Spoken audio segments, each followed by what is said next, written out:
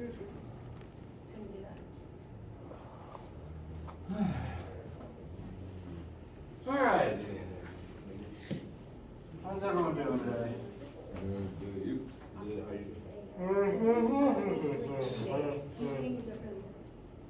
On cue, whenever someone asks that, I yawn. I don't know if it's because I want to do the joke or because it just triggers my tired feelings.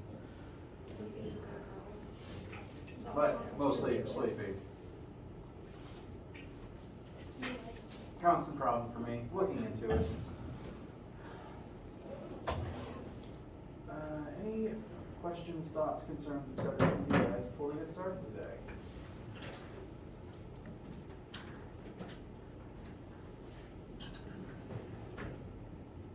Alright. To start with, today is Wednesday, March 2nd, almost like February, and my goal for today is finishing up the rest of the chapter 4 information that will actually be on the test. I might mention one or two fun facts about angular momentum on Friday, because I do think it's interesting. I just don't want to, there's a lot of math involved. I don't think it's needed for this course, but that's neither here nor there. Today we are going to talk about torque and moment of inertia, and then we'll wrap up the rest of the chapter 4 stuff that will be on the test. So on Friday, we'll tie everything together, look over review materials, make sure everyone's on the same page as it relates to the test that will be next week. Additionally, on Friday, the remote lab from last week is due. The chapter for homework and quiz are currently slated to be due midnight Monday 7th, but I'm actually recommending you bring any questions you have about the homework to class on Friday so we can talk about them as a form of studying as we wrap up the chapter and as we tie it into what will be on the test. And next week during lab period is the test itself. Any related questions to that before we look at torque today?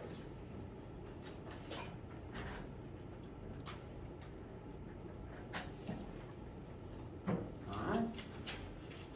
So let's get started.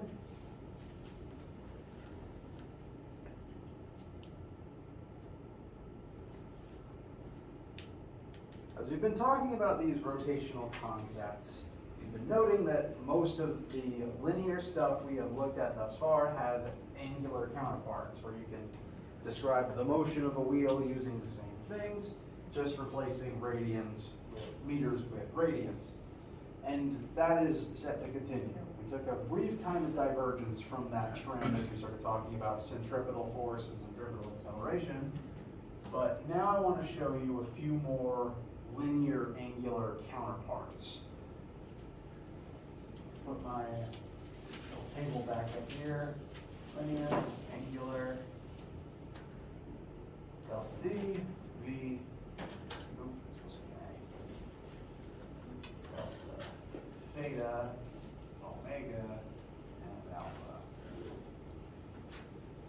So, these are the counterparts we've talked about so far. Centripetal acceleration isn't really a counterpart to anything. It's kind of its own unique thing that's in the middle of angular and linear. What I'm now going to show you is some more angular linear counterparts. And I'm just going to show you bunch of the formulas from note 1. You don't necessarily need to recognize them immediately. You don't necessarily need to copy all of these down. And frankly, we won't probably even talk about the half of these because this slide is from my other notes. But I want to at least show you which ones exist so you can keep that information in your head.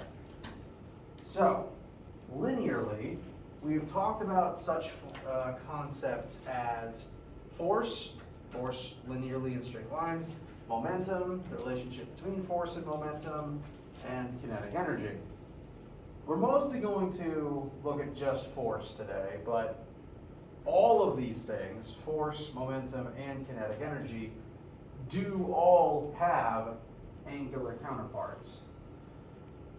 when you push something in a straight line, that's linear force. But you are also capable of using force to, instead of move something around in 3D space, you are also capable of using force to make something spin. And so using force in that way is called torque. And that's going to be the thing we spend most of our time talking about today. So,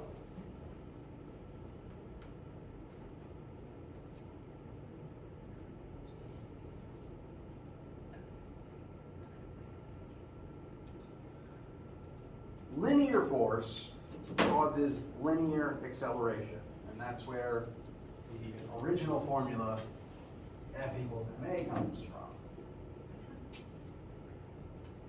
You exert a force in a straight line on an object of mass, that object should accelerate in a straight line.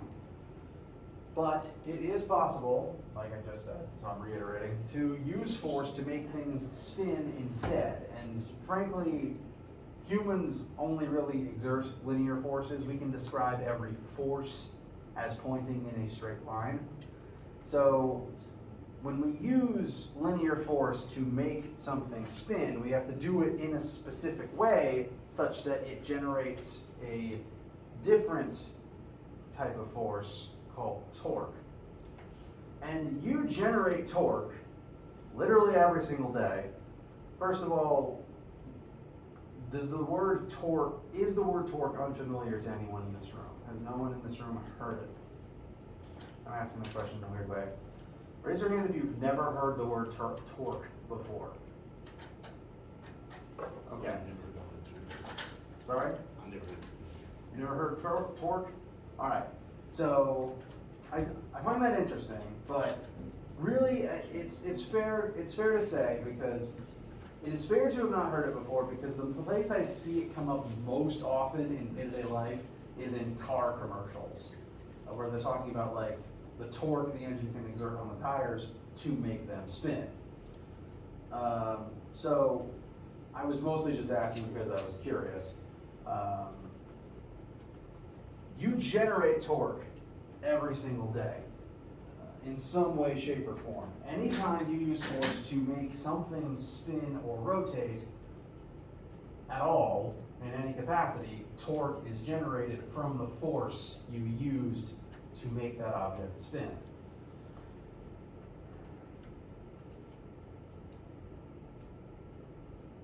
Lost my train of thought, sorry.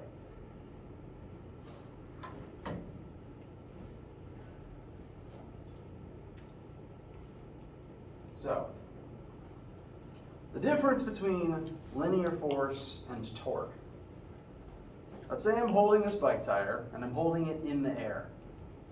If I just want to make it move forward, my hand is holding the center axle and I can just exert a force directly on that center axle and it will just move in straight lines. It's not rotating from this, it's just moving. I'm exerting a linear force on its mass, that's causing a linear acceleration.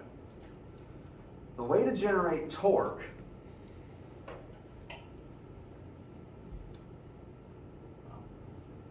the way to use force to generate torque is the force you exert needs to be some distance away from a fulcrum. This image is of using a wrench, and that's a pretty good example.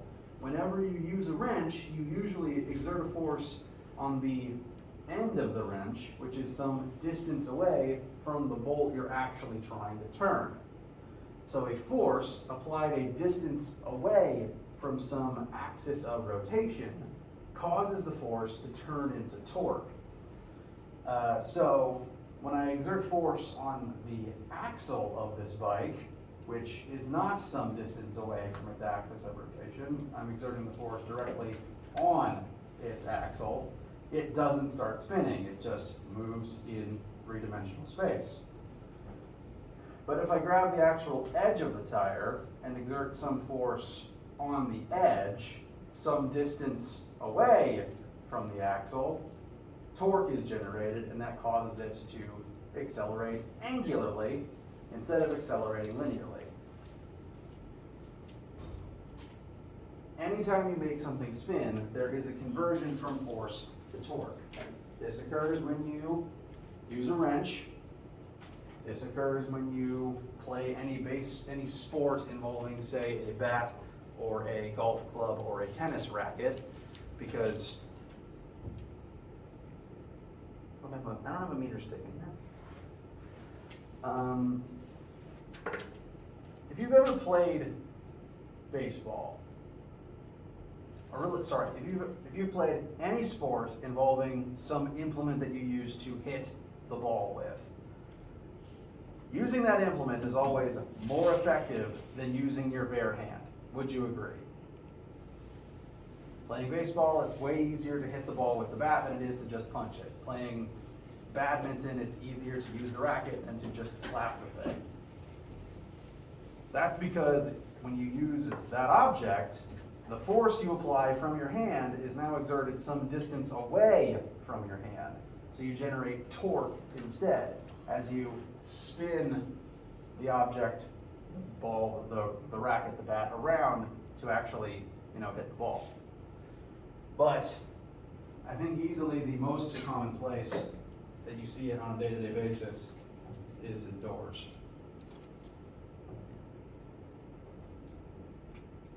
Very few doors are designed to accelerate in straight lines. They are all designed to accelerate angularly about their hinges. And so every time you grab the doorknob and exert a force that is some distance away from the hinges, so you use torque to make it accelerate angularly instead of make it accelerate linearly. And so, let us compare the formulas for force and torque.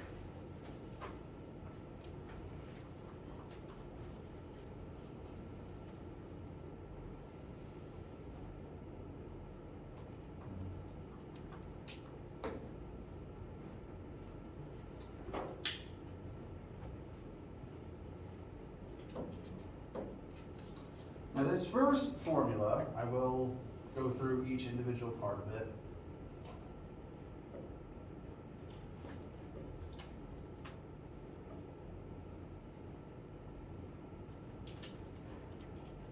This is the most commonly used formula for calculating the amount of torque produced in a situation. To create torque, and this symbol here is the symbol for torque. This is technically not an English T. This is a lowercase Greek tau. Now, well, it doesn't make a huge difference. The reason it's not a lowercase t is because that's used for time in most of our formulas.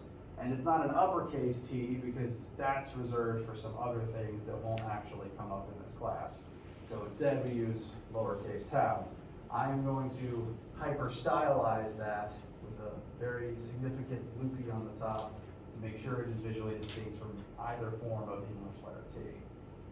Main thing that you actually need to care about is this is torque, and the first and simplest formula for torque that we're going to talk about is torque equals radius of rotation times the force causing the rotation. Let's look at the wrench again. Whenever you use a wrench, you will exert some amount of force on it, so let's just say 1 Newton, and that force is being applied some distance away from the bolt that you want to make spin. So, multiply that force by that distance, and that will tell you how much torque is produced. Which is to say, the more force you use, the greater torque you will produce, but also the longer the distance is, so in this case, the longer your wrench is, the more torque you will produce. The further away from the pivot point your force is applied, the more torque you generate, which means you'll have an easier time making that object spin. If you've used many wrenches, well, actually, let me rewind just a tick.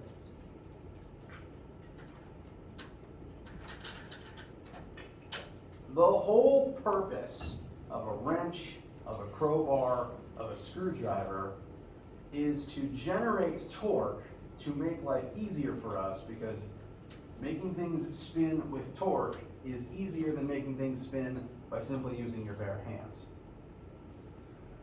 Say you didn't have a wrench, but you still needed to tighten this bolt. Would it be very fun to do that with your bare fingers? No. If you've ever tried, then you've probably realized that it doesn't work very well. Same with, say, putting a screw into, like, just physically having to turn a screw and get it into a piece of wood. Using your bare fingers, it's miserable. In fact, it might actually be impossible depending on the materials you're dealing with, because if you just grab the bolt, that's not a very big axis of rotation. It would just be the radius of the bolt, the distance between the center of the bolt and your fingertips. That is not a big axis of rotation.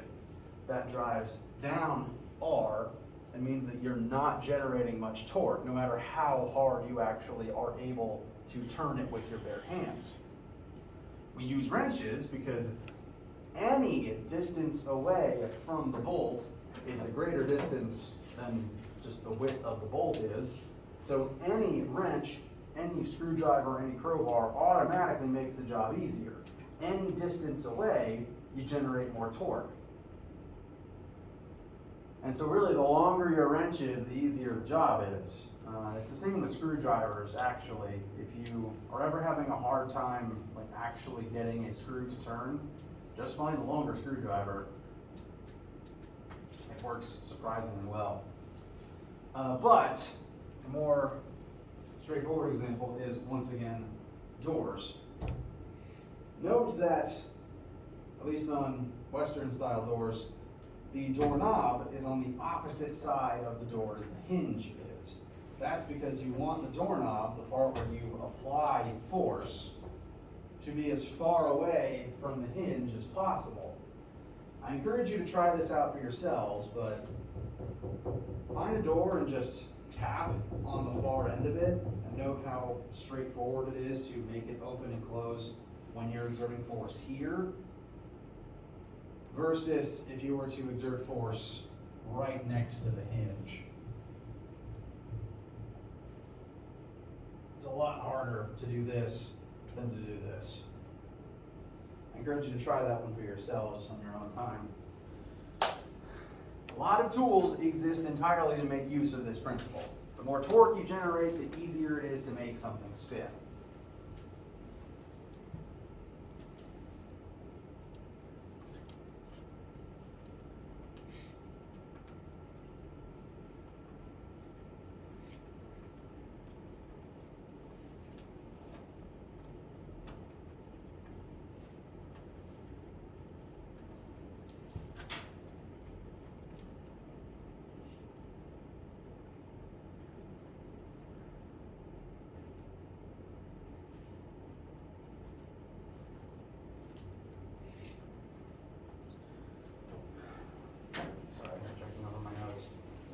Questions about any of this information thus far?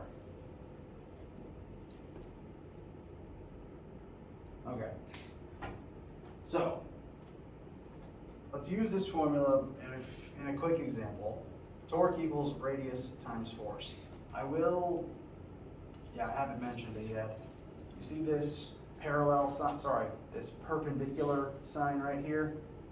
I drew it in the one over here too, although I put it on the forks. It doesn't really matter which one it's attached to. The two just need to be perpendicular to one another.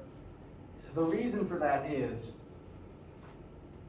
if I wanted to make this wrench spin in its current orientation, currently its length is in the x-axis. To make it spin, I have to exert force in the y-axis. If I was instead going to try to pull on it in the x-axis, if I wanted to pull outwards or push inwards, would that ever make the wrench spin?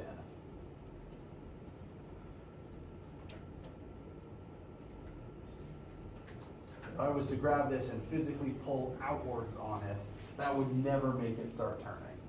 That's because the force and the radius of rotation have to be perpendicular to generate torque.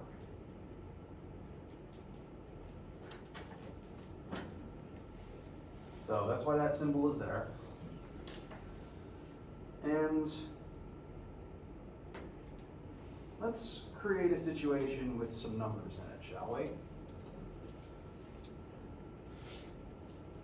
In order to make something spin, you have to exert torque on it.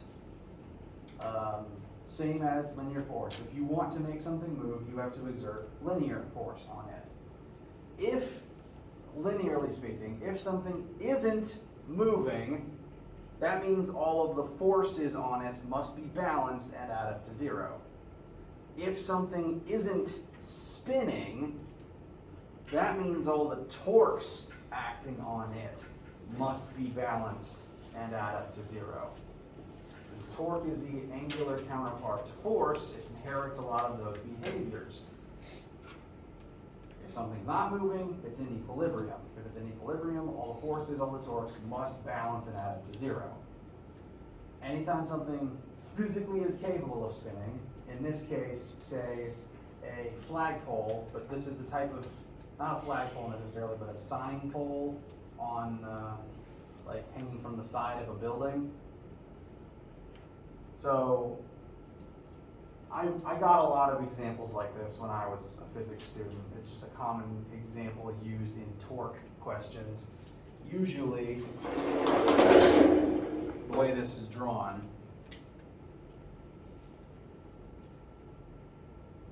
this pole is physically attached to a building and it's literally a sign, like advertising a business. So that sign is currently hanging from one end of this post, and all of its weight is being exerted straight down on it. That post is that point of force application is some distance away from where the post is attached to the building. And if that post is attached on a hinge, and they commonly are hinged so that they can swing up or down as needed, then that perpendicular force downwards from the mass of the sign could cause the post to start rotating. It could cause it to fall down. If I don't actually have a meter stick.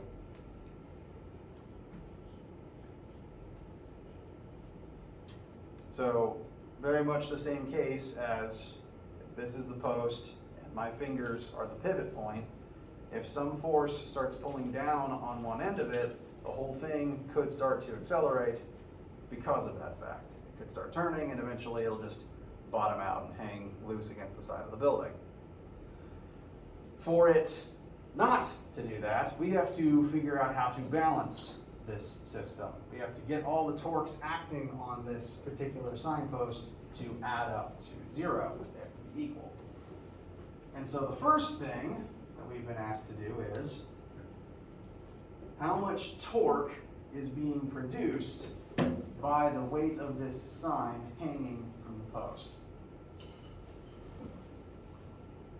So this thing, this 100 kilogram object, is hanging from the end of the post.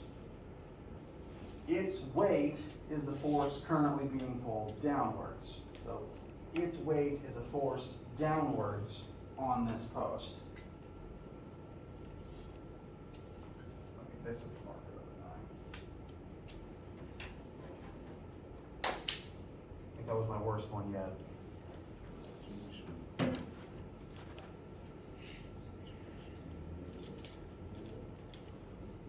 So, there is definitively a force acting upon this post.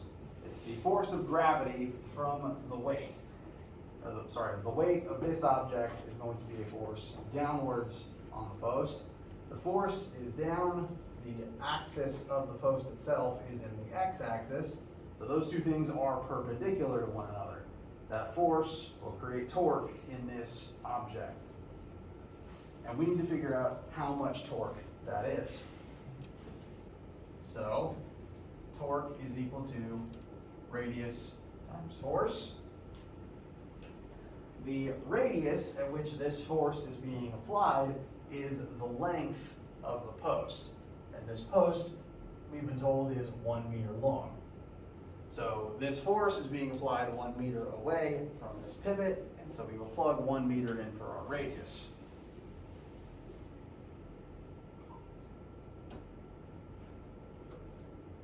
Now we just need to determine how much force is being exerted. So we need to figure out the weight of this 100 kilogram object. How do you find the weight of anything on planet Earth's surface? Very good. Multiply mass by 9.8. So that G times G. 100 times 9.8.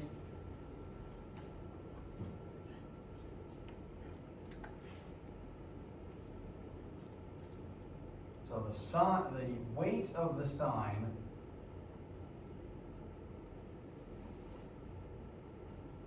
is 980 newtons, and that is the force perpendicular to the length of the actual post that is being exerted on that end point right now. So this is the force that we will plug in to our formula. So force of 980 newtons exerted perpendicularly 1 meter away from the axis of rotation will generate 980. The unit for torque is Newton meters. 980 Newton meters of torque, which is a lot. If nothing is done to balance this situation, the post is going to accelerate, the whole system is just going to fall down. So this is the amount of torque that is trying to make this system begin spinning. If you want it not to spin, you have to balance out this amount of torque somehow. You have to exert an equal and opposite torque to keep that from happening. And how most of these old signposts do that is literally just by tying a rope somewhere onto the post and attaching that rope further up to the building itself. That rope can exert a force upwards on the post, and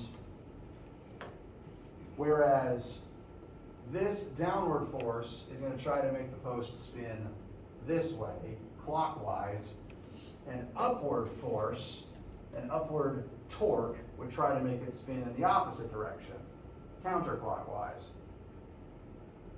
So we need some upward force to counteract this downward force. But the forces themselves don't necessarily need to be the same depending on where they're applied. The radius is a factor here. As a child, perhaps you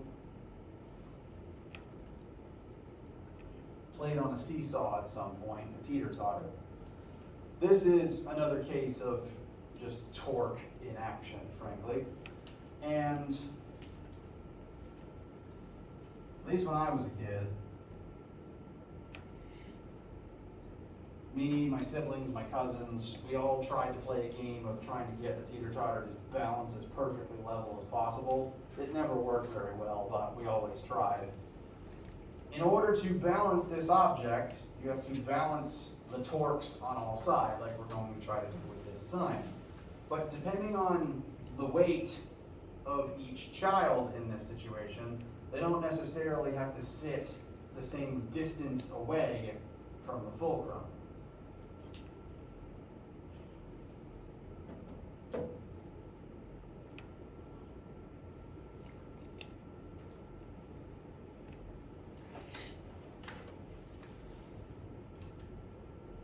If, say, child 2 was just twice as heavy as child 1, they could sit half as far away and generate the same amount of torque. So the force and the radius work hand in hand here. In this case, the rope is not being tied at the end of the post, it's being tied here at this other point, which is 35 centimeters away from the axis of rotation. That means that even though the rope and the weight are need to exert the same amount of torque, since their radii are different, they'll need to use different amounts of force to get that job done.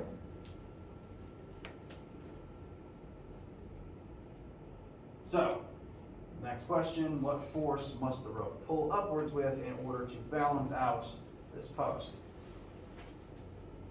The rope has to exert this much torque. If this much torque upwards is not exerted on this post, it's going to start spinning, it's going to eventually fall. So our upwards pointing rope has to exert this much torque.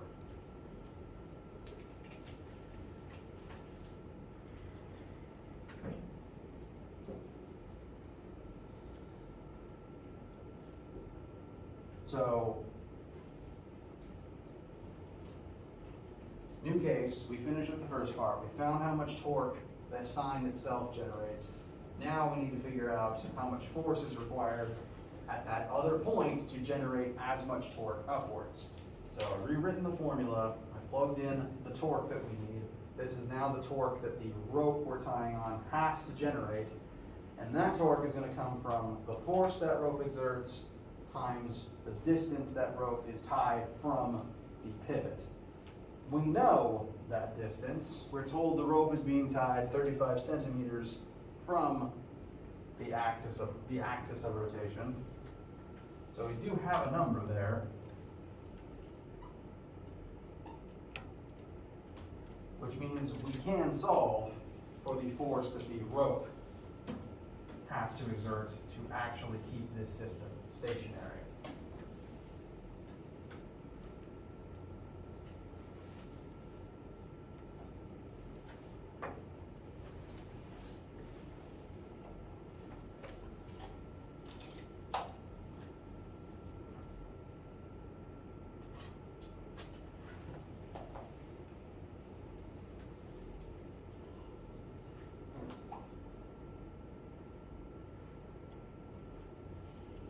Let me know if your math is disagreeing, but I have 2,800 newtons pointing upwards.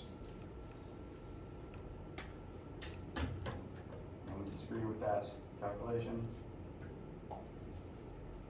All right, so the rope tied to that spot has to exert this much force at least to keep it still. If it's any less than this, it's going to start falling. And note, it takes more force in that rope than the actual weight of the sign itself. And that's entirely because of the points where those forces are applied. The weight of the sign is just farther away from the pivot point, so it generates more torque than it normally would. The rope, since it's tied closer, needs to exert more force to generate the same amount of torque. So ultimately, I would call this a pretty poorly designed sign because the rope has to exert more force than the weight of the object itself. I don't know why you wouldn't have just hung it from the rope to begin with. So, poorly designed sign, likely a case of me using unrealistic numbers in my examples. Questions about this math so far?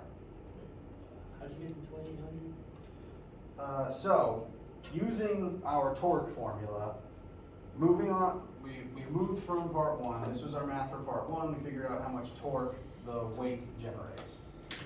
Moving on, I'm using the same formula. The amount of torque the weight generates is the same amount of torque the rope needs to generate, or because they need to balance out. It needs to exert the same amount of torque upwards as the weight generates downwards, or the whole system falls. So that torque needs to be equal to the radius where the rope is tied from. That's going to be the radius that the force is exerted at, which is the 0.35. And that radius needs to be multiplied by the force the rope exerts. So I divided both sides by 0.35, and that's where the 2,800 came from. Divide by a smaller number, you get a bigger number. divide by a number smaller than 1, we get a bigger number. Did that answer the question? Okay. Any other questions? Okay. So,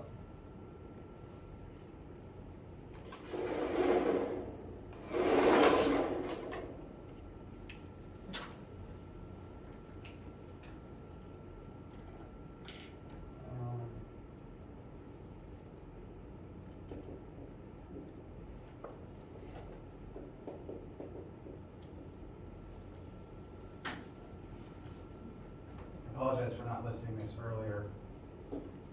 In earlier chapters, we established if something is not accelerating, the forces on it must add up to 0. We used that same principle for torque just now. All the torques on something must add up to 0 in order for that object to not begin accelerating angularly.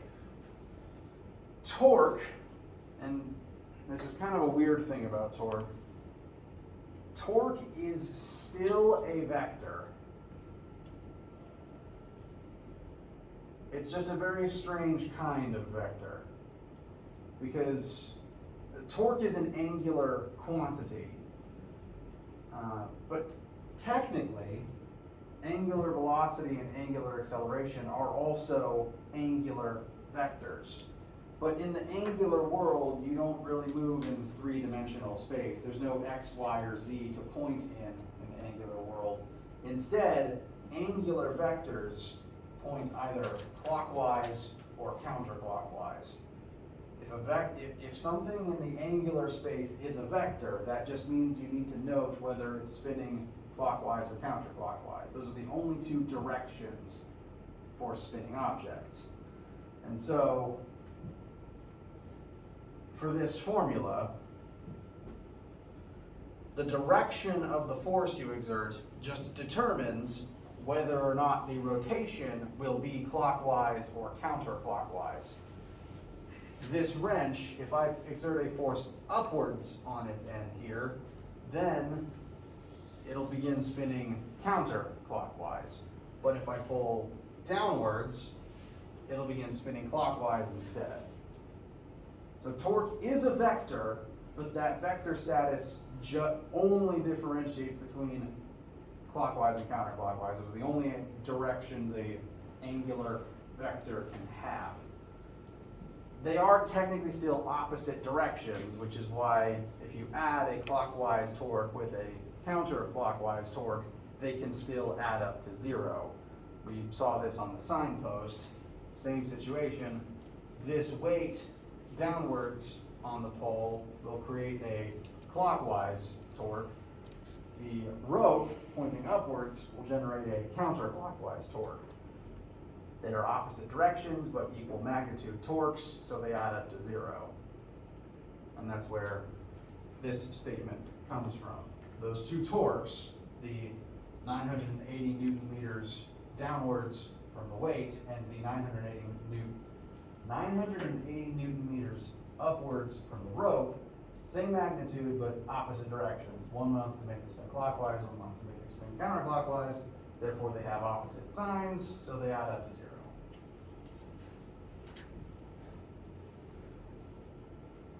There's one more weird thing about torque I want to note to you guys before we break for today, and we'll talk about this observation on Friday.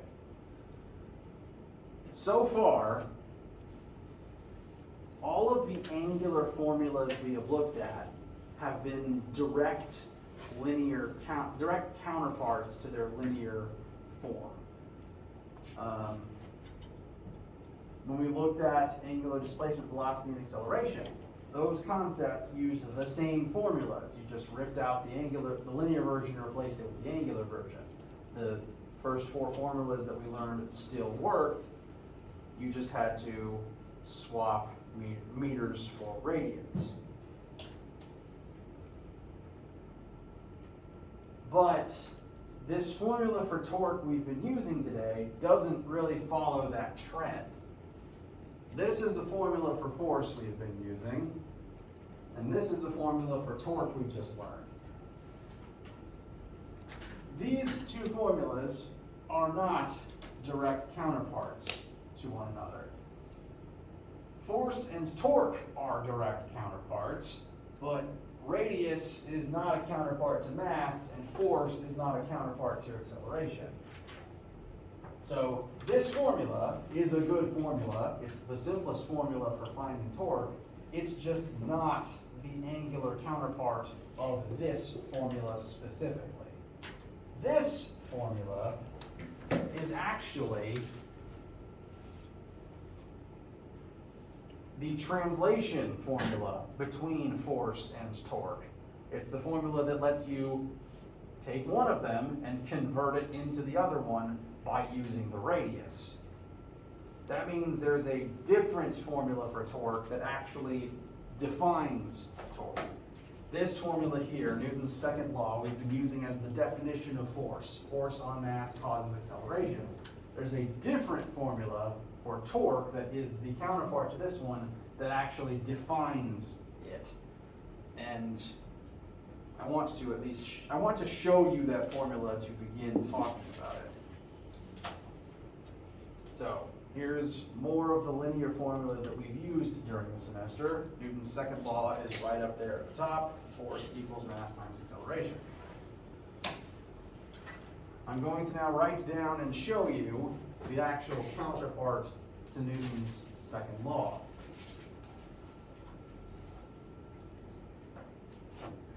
The counterpart to force is torque, so the formula begins with net torque. We're talking about the net torque on an object, and if there is a non-zero net torque, it's going to cause an angular acceleration instead of a linear acceleration. Linear force causes linear acceleration, therefore angular torque must cause angular acceleration. So far, do you see how the formulas correlate? Now, the final remaining tricky part is that, and I hate this fact, mass also has an angular counterpart. Tragically, it's not as simple as just taking the same mass of the object and plugging it into the same formula. Even though it's not a vector, mass still has an angular counterpart because it still has a weird effect on how an object has the potential to spin.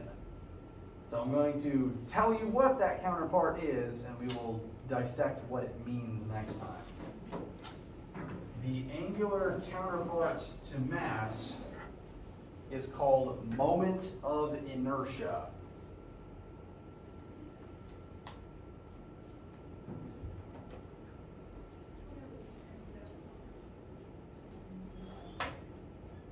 In the formula, it is shortened to a capital letter I.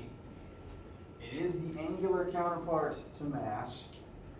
It tells us how an object will spin depending on what its linear mass is. So I'm going to add torque and force to my table of angular linear comparisons.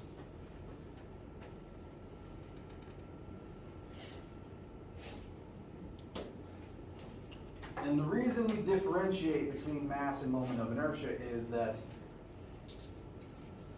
where an object's mass is distributed has an effect on how it rotates. And we'll talk about that next time. We'll talk about what it means for what the math that you'll actually be doing. And then we'll wrap up chapter 4 with that piece of information. How do we feel right now? Any concerns, comments, etc.? Okay. We'll break for today, and let me know if you have questions over the next. Be working on your homework. Come to Friday with homework-related questions, or email me about them over the next couple of days, and I will see you Friday.